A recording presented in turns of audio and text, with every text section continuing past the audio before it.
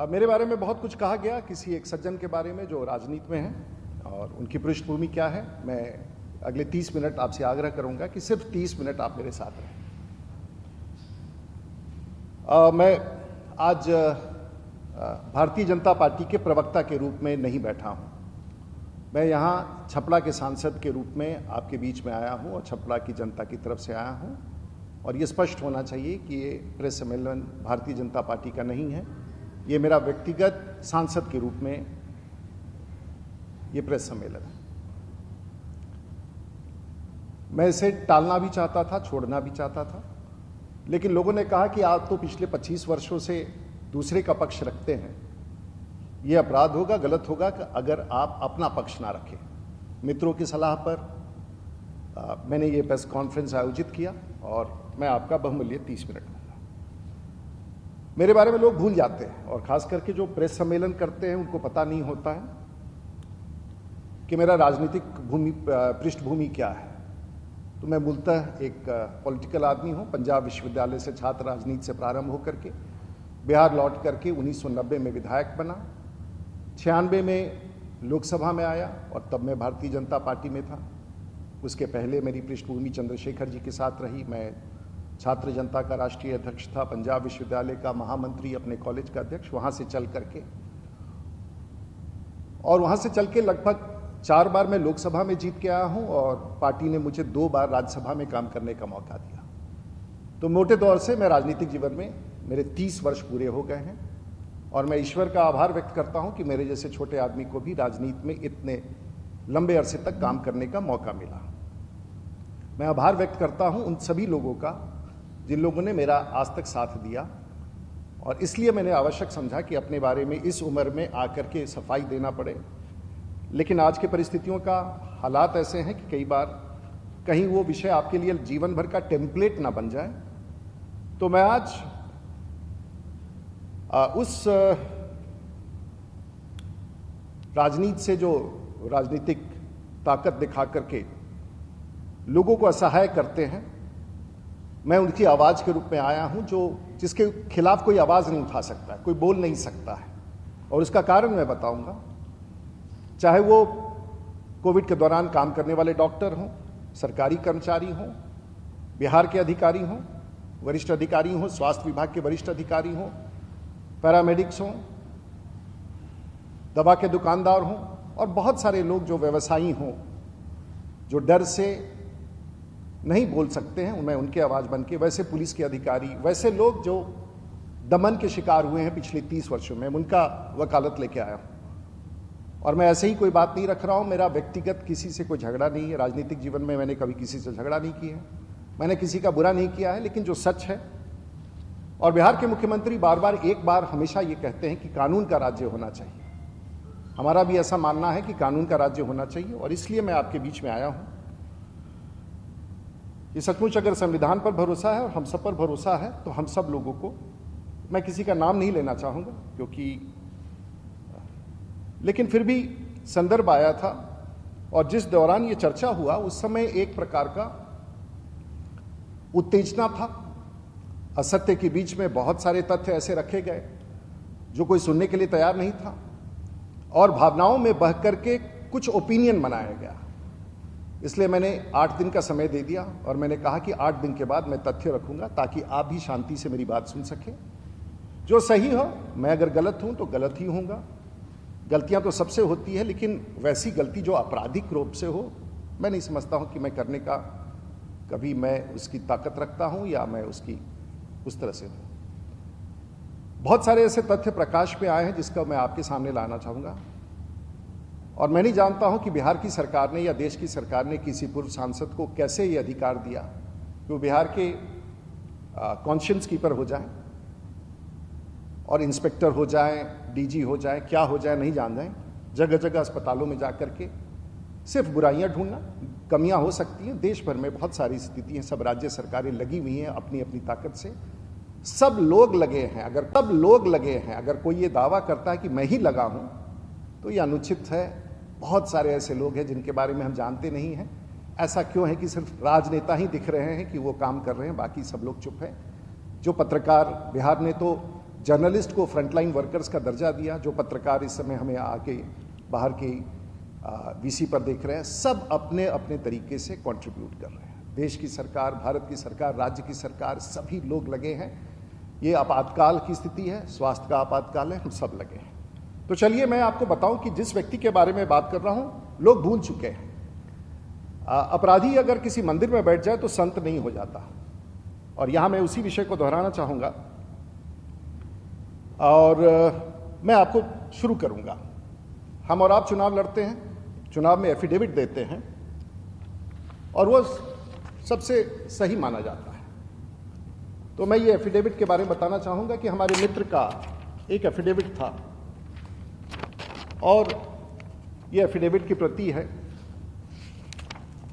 और उनके पृष्ठ हैं। ये पृष्ठ हैं 32 आपराधिक मुकदमे का जो उन्होंने स्वयं स्वीकारा है, लेकिन ये कॉन्शियंस कीपर हैं बिहार और देश के, इसके बारे में कोई नहीं पूछता है। और ऐसे ही अगर आप देखेंगे तो पन्ना खत्म हो गया है अपने बारे में हस्ताक्षर करके कि मैं कितने अपराधों से जुड़ा हूं। मैं भी राजनीतिक व्यक्ति हूं, मुझे भी खंगाल लीजिए, और मैं भी 30 साल से राजनीति में हूं। और मैं सिर्फ एक पन्ना दिखाना चाहूंगा मेरे एफिडेविट में, अभी तक खाली है।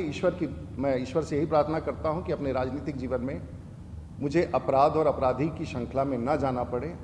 ईश्वर मुझे ताकत दे कि ऐसे ताकतों के खिलाफ मैं लड़ता रहूं।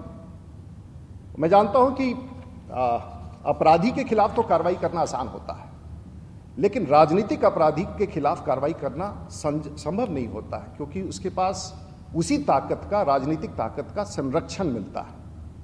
और उस राजनीतिक संरक्षण के सामने हम सब भी झुक जाते हैं, शासन भी कई बार झुक जाता है और दबदबे के साथ ताकत दिखा करके शासन के लोगों को भी झुकाने का प्रयास करता है, ताकि आपराधिक पृष्ठभूमि समाप्त हो जाए। ये अपराध सामान्य नहीं है साहब। मैं नहीं बोलना चाहता था, मेरा कोई लेना देना नहीं। वो मधेपुरा की राजनीति करते हैं, मैं सारण का राजनीति करता हूं। और मैं आभार व्यक्त करना चाहूंगा सारण कमिश्नरी के लोगों को और उत्तर बिहार के लोगों को। हम अपराध की दुनिया से अलग हैं, शांति में हैं, हम ना कोई दंगा चाहते हैं। और हमारे हर समाज के लोग सारण जिला में सुख शांति से रहते हैं, चाहे किसी भी पॉलिटिकल पार्टी के हो, कोई भी विधायक हो, आरजेडी का हो, कम्युनिस्ट का हो, कहीं का हो।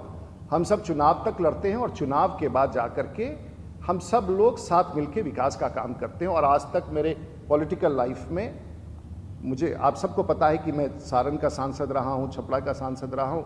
मेरी लड़ाई बहुत ताकतवर लोगों से हुई है, लेकिन एक सीमा के नीचे मेरे जिला में कोई नहीं गया। और मैं उन लोगों का नाम नहीं लेना चाहता हूं। मैं इतना जरूर कबूल करूंगा कि एक आपराधिक रूप से कभी किसी ने पॉलिटिक्स नहीं किया मेरे जिला में, और मैं उन लोगों का आभार व्यक्त करता हूं जो सीमा। तो ये चलिए आप इनका एक पृष्ठभूमि देखिए, और ये पत्रकारों के लिए है।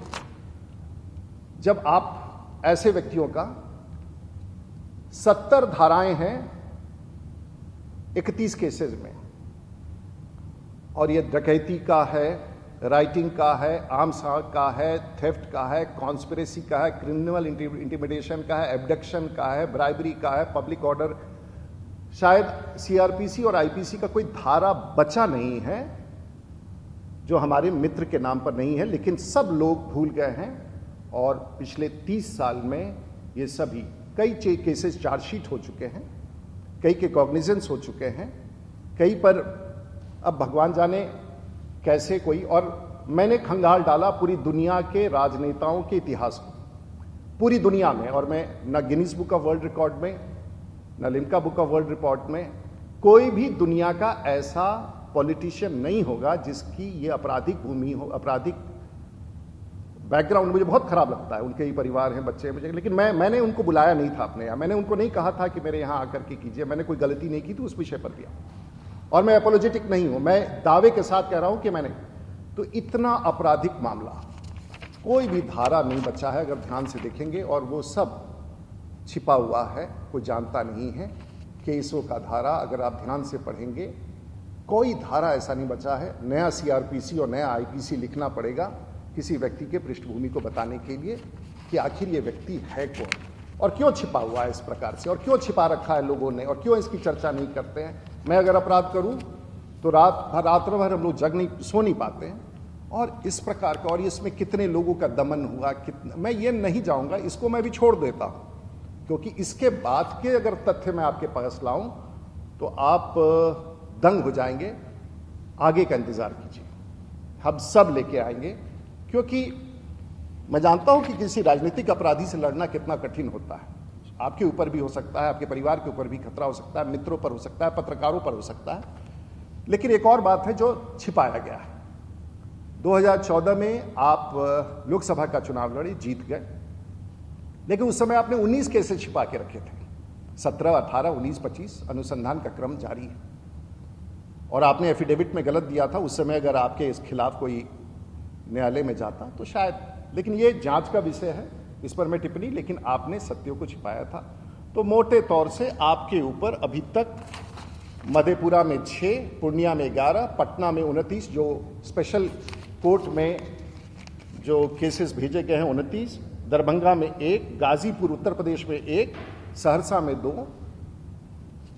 पता नहीं, सरकार उस समय तो सबकी सरकार थी, आज की सरकार नीतीश कुमार जी की सरकार नहीं थी, सुशील मोदी जी नहीं थे, तारकिशोर प्रसाद नहीं थे, सबकी सरकार थी। और ये 1990 के बाद से, और मैं बताना चाहूंगा कि जब आप सांसद बने, मैं भी उसी वर्ष उस विधानसभा में जीत के आया था, 27 साल की उम्र में। मैंने कभी आपसे किसी प्रकार का व्यवहार नहीं किया। आप राजनीति कर रहे थे, करे, सरकार का काम है देखना, लेकिन आपने आके एक ऐसा आरोप लगाया जो मेरे मन को झंझोड़ दिया। मुझे मन नहीं, मेरे मन को नहीं झंझोड़ा, मेरे पूरे पॉलिटिकल फ्रेटर्निटी में एक आपने ऐसा शब्द डाल दिया जो शायद मैं कतई स्वीकार नहीं कर सकता था। मजबूरी में ये मैं प्रेस कॉन्फ्रेंस कर रहा हूं कि तथ्य, और ये भारतीय जनता पार्टी का नहीं है, राजीव प्रताप रूडी का, और ताकि ये रिकॉर्ड पर रहे, कभी भी इस लिंक को उठा के कोई देख सकता है। मैं इसके बाद जानना चाहूंगा, आप बहुत अच्छे आदमी हैं, आप मोरल कीपर है, कॉन्शियंस कीपर हैं। तो एक वीडियो आपको दिखाना चाहूंगा, इसके बाद जो है B9 तक तो दिखा दिया। आप गालियां निकालते हैं, आप किसको छोड़ते हैं, सब खराब है। ये पूरा डॉक्यूमेंटेड है, किसी को आपने नहीं छोड़ा है, सरकार में, सरकार के बाहर में। मैं नहीं बोलना चाहूंगा किसका, ये पूरा ट्विस्ट है। उत्तर प्रदेश के मुख्यमंत्री, बिहार के मुख्यमंत्री सड़क पर ला देंगे, दिखा देंगे। डॉक्टरों के बारे में कोई ऐसा आदमी नहीं बचा है धरती का जिसको आपने अपमानित नहीं किया है, रंजिश नहीं किया। और आप संत हैं और बाकी सब अपराधी हैं, पूरे भारतवर्ष के नेता अपराधी हैं। भारत के स्वास्थ्य मंत्री अपराधी हैं, गृह मंत्री के बारे में आपने बोला और कहा कि इसे जेल भेज देना चाहिए, अपराध करना चाहिए, इसका हम अंतिम संस्कार करेंगे। आपने ऐसी सी बातें कही, किसी ने प्रतिकार नहीं किया, हमने भी नहीं किया। लेकिन कहीं ना कहीं तो किसी को जवाब देना था कि आपका ये नहीं चलेगा। ये पूरा डॉक्यूमेंट है, आप उनके फेसबुक पर जाके देखिए कि देखिए, आपको अच्छा लगता होगा। लेकिन जिन लोगों ने इनको एक चित्रण किया, उनके बारे में बता चाहूँ। अब इसके बाद में एक छोटा सा विजुअल देना चाहूंगा जो इनके बारे में मैंने नहीं कहा। डेनमार्क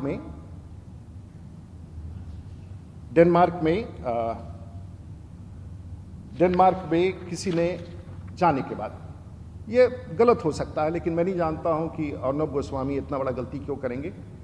आप देख ले इसको, 30 सेकंड का है, सिर्फ याद कराने के लिए कि ऐसे भी लोग हमारे राजनीतिक जीवन में हमारे सलाहकार हैं और हम एक कॉन्शियस कीपर, हमें गाइड करते हैं पॉलिटिक्स के बारे में, राज्य शासन को, मुख्यमंत्री को। ये आप सुन लीजिए, 10 सेकंड का है। उसके बाद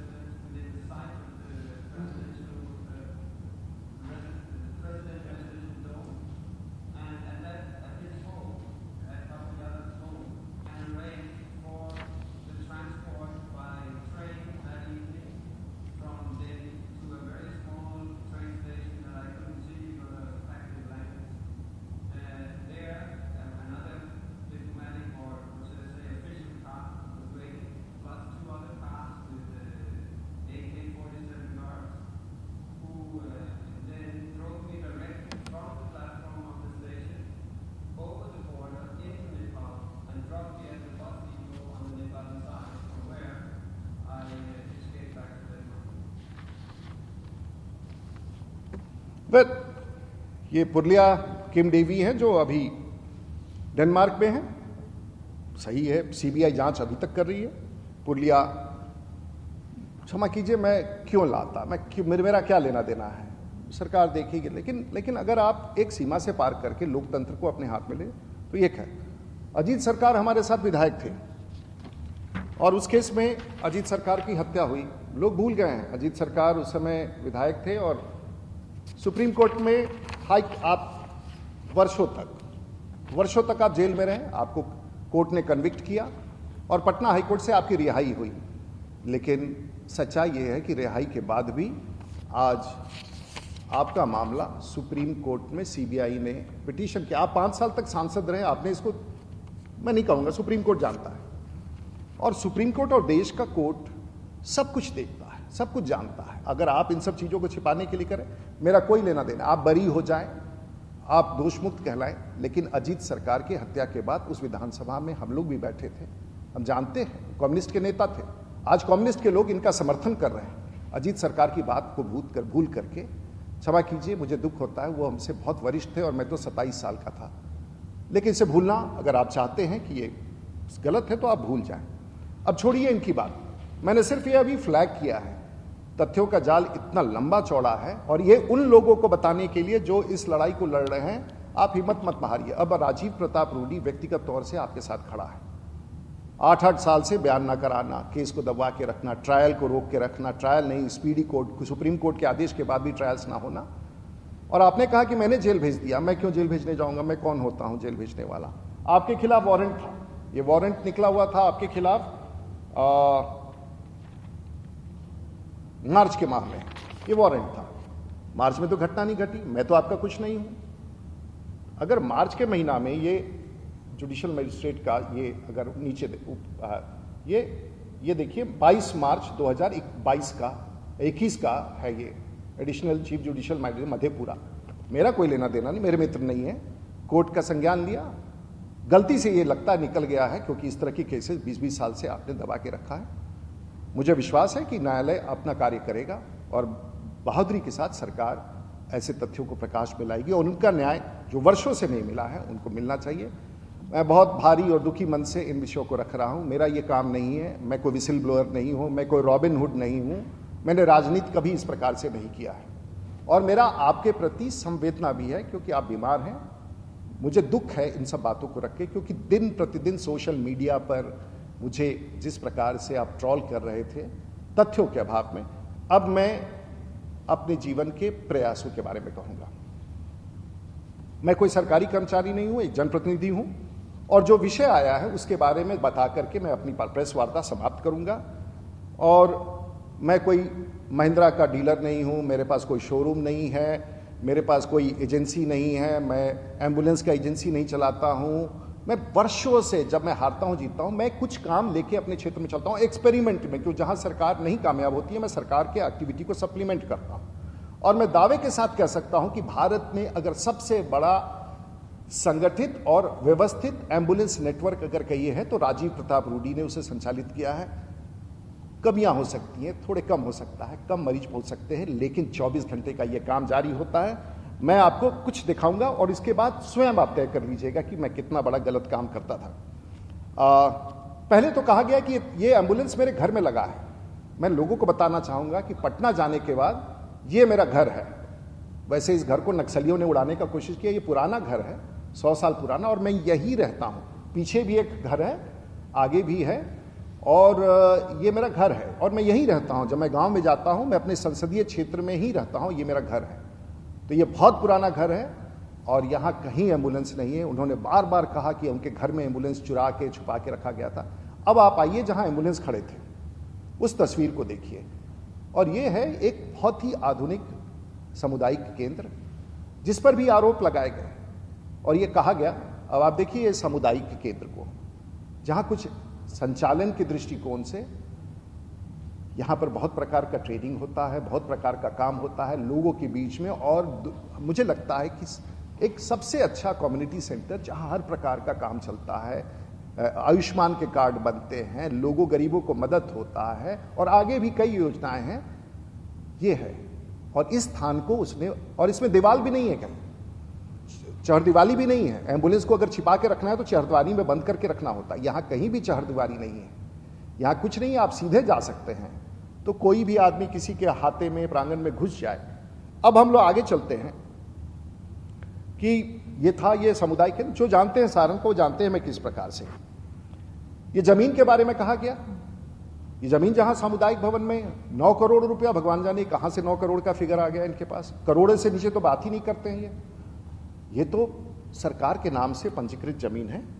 और मैं ये सब सरकार के नाम से, राज्यपाल ने बार बार कहा, मेरे परिवार के लोगों का, ये सब देख सकते हैं, ये सब सरकार के नाम से पंजीकृत जमीन है। ये पूरा का पूरा एफिडेविट जमीन सरकार के नाम से निबंधित है और एक एक पैसा सरकार का है, संपत्ति सरकार की है। कहा मेरी निजी संपत्ति है। चलिए, पॉलिटिक्स में इस प्रकार के आरोप लगते हैं, मुझे इससे कोई आपत्ति नहीं है, लेकिन सच बोलना चाहिए। और किसी विषय को जलाने के लिए, किसी को भड़काने के लिए आपने कहा एम्बुलेंस छिपा के रखा था, मैंने कुछ नहीं छिपा के रखा था। और ये भी बताना चाहूँगा कि जो 2019 में, मैं ये एम्बुलेंस का काम कोई कोविड में नहीं कर रहा हूँ, मैं एम्बुलेंस का काम पिछले 10 वर्षों से कर रहा हूँ, लगातार कर रहा हूँ, लोगों तक पहुँचा रहा हूँ, उसमें सुधार कर रहा हूँ। और ये एक व्यवस्था के तहत है। ये डिस्ट्रिक्ट में जितने 40 के आसपास जो ये समिति बनी हुई है, इसके अध्यक्ष डीडीसी है, ये उसका है डिस्ट्रिक्ट मजिस्ट्रेट का। देखिए, ये इस पर पंचायत की मुखिया को दिया जाता है। और ये देखिए डिस्ट्रिक्ट एम्बुलेंस दास है, जिसमें उप आयुक्त अध्यक्ष होते हैं, सिविल सर्जन उसके सचिव होते हैं, जिला योजना पदाधिकारी, जिला लेखा पदाधिकारी, जिला पंचायती राज जिला, और सांसद का एक चयनित संचालन समन्वय संस्था, ये मुखिया द्वारा स्वीकार किया जाता है। और पंचायत स्तर पर भी एक कमेटी होता है, ये पंचायत स्तर पर का कमेटी है। ये देखिए, इसमें एक पंचायत स्तर की कमेटी है, वो शायद पन्ना दिख नहीं रहा है, मैंने निकाल दिया। और वहां से ये संचालित होता है, ये पूर्णतः सरकारी। मैंने अपने ऊपर ले लिया कि मैं चलाता हूं, मैं समन्वय करता हूं ताकि अच्छी तरह से चले, उसकी जिम्मेवारी लेता हूं। 4 लाख रुपए में तो एक नाली बनता है गांव का, पता नहीं कई बार बनता है नहीं बनता है। ये 4 लाख रुपए का एम्बुलेंस मेरा ये कमिटमेंट है। और मैं कहता हूं 4 लाख रुपए से अगर किसी एक व्यक्ति का एक कार्यकाल में एक एम्बुलेंस से अगर जान बच गया, तो मैं समझता हूं कि वो 4 लाख रुपया सरकारी पैसे का सदुपयोग हुआ। और इसको मैं फिर से दोहराना चाहूँगा कि मुझे अपने इस कार्य पर गर्व है कि मैं गरीबों तक काम करता हूँ ईमानदारी से, और ये मेरा पैशन है, मैं करता रहता हूँ, चाहे इसका कोई भी इसको हटाने का कोशिश करे। आपने ये कह दिया कि हमारे ये कैसे मुखिया लोग चलाते हैं। पंचायती राज संवैधानिक अधिकार के तहत पंचायतों में मुखिया का सबसे बड़ा भूमिका है। हमारे यहाँ 225 के आसपास पंचायत है। मैंने अभी ये देखिए मुखिया लोगों को जब दिया गया था, और ये मैं वीडियो आपको चला के दिखाना चाहूँगा, 2-3 ये पंचायतों में बांटा गया था।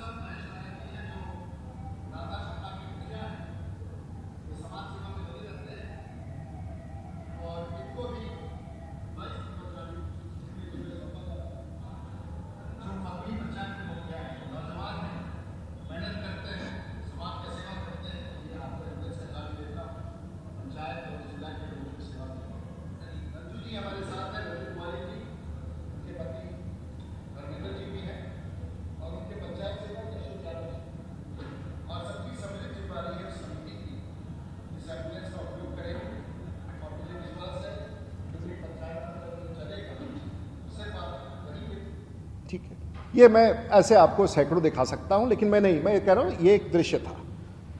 अब आपने हमारे मुखिया समाज को अब शब्द के मुखिया बेईमान है, पैसे कहाँ रखता है, क्या करता है, अरे छोड़ दीजिए, वो लगा है कोविड में, हिसाब दे देगा, कल पैसे दे देगा। आपने मेरे जिला के पार्षदों को, मुखिया को, सरपंच को, वार्ड को, पूर्व वार्ड को आपने कैसे उसका अपमान किया।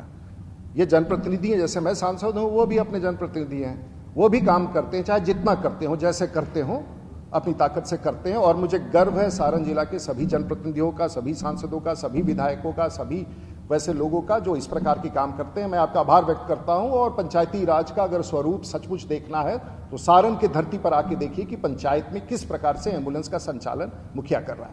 अब आप कहेंगे कि आपकी क्या भूमिका है? मेरी भूमिका है, जिसके कारण ये आरोप मैंने सब कुछ अपने ऊपर ले लिया, क्योंकि ये मेरा पैशन है। मैं इसको संगठित कर रहा हूं पंचायतों से। और एक अब मैं आपको दिखाना चाहूंगा, ये कहा गया कि मुझसे निकल गया उस दिन। मुझे लोग कहते थे कि हम ड्राइवर नहीं है, मैंने कह दिया ड्राइवर है। ड्राइवर नहीं है, उसको बनाया ड्राइवर। 40 ड्राइवर, कोई ड्राइवर नहीं आया आज तक हमारे यहाँ, कोई लाइसेंस नहीं मिला, कुछ नहीं मिला। चलिए वो भी एक गिमिक था, 24 घंटे तक समाचार चला, लोगों को लगा कि ड्राइवर के अभाव में। लेकिन एक और सच था जिसके कारण नहीं हुआ, और वो सूची मैं आपको दिखाना चाहूंगा कि क्यों एक और सच था। क्योंकि ये डीएम को मैंने चिट्ठी लिख के भेजा कि साहब एम्बुलेंस के ड्राइवर्स की कमी है, और ये घटना से बहुत पूर्व लिखा गया। और मैंने लिख के वहाँ डिस्ट्रिक्ट मजिस्ट्रेट को दे दिया था कि साहब अगर ड्राइवर मिले तो दीजिए। कोई सरकारी कर्मचारी अगर खाली है, ड्राइवर है, उसके पास ड्राइवर नहीं है, जिला में ऐसा होता है, उनको दे दीजिए। ठीक है, आपको लगता था ये मैंने फैब्रिकेट किया, कोई बात नहीं, आपको लगता होगा बचने के लिए, उसके पहले का पत्र लिखा हुआ है। लेकिन एक जिम्मेवारी होती है किसी का, मुखिया लोगों की भी जिम्मेवारी है। और अनफॉर्चुनेटली जो एम्बुलेंस उस दिन खड़े थे, ये सब उसका नंबर है। मिथिलेश कुमार सिंह छपड़ा सदर, कृष्णा राय एक्सीडेंट होकर गाड़ी गैराज में, अनूप कुमार, जयराम गिरी, कन्हैया सिंह इत्यादि इत्यादि। आप डेट देखें, इंश्योरेंस लैप्स डेट 25/5/2021 को ये सभी गाड़ियों का, किसी का 22 में, किसी का फरवरी में। हमें सबको कह के सबका इंश्योरेंस, सबको है कि लौटा दीजिए, रूडी जी इंश्योरेंस करा के दे देंगे। हम दे देंगे, थोड़ा समय लगता है, लेकिन फिटनेस गाड़ी में नहीं हो, इंश्योरेंस नहीं हो, मरीज या ड्राइवर की मौत हो जाए या कोई घटना हो जाए, कहाँ से कोई जवाब देगा? तो काम करने वाले को ही आप उंगली उठाते हैं। माननीय पूर्व सांसद जी, आपको पूछना चाहिए था मुझसे, आप मेरे मित्र हैं, आपको आना चाहिए था, फोन लगाना चाहिए था, डीएम से पूछना चाहिए था। आप किसी के घर में घुस जाएंगे, कहीं भी चले जाएंगे, आप पटना के अस्पतालों में जबरदस्ती घुसते रहे, क्या करते रहे? आप कीजिए जो करना है, लेकिन कम से कम एक सांसद, पूर्व सांसद दूसरे सांसद के घर में जबरदस्ती नहीं घुसता है। ये हमारी मर्यादा नहीं है। लेकिन अगर आपको लगा कि एक बड़ा ख्याति मिलेगा।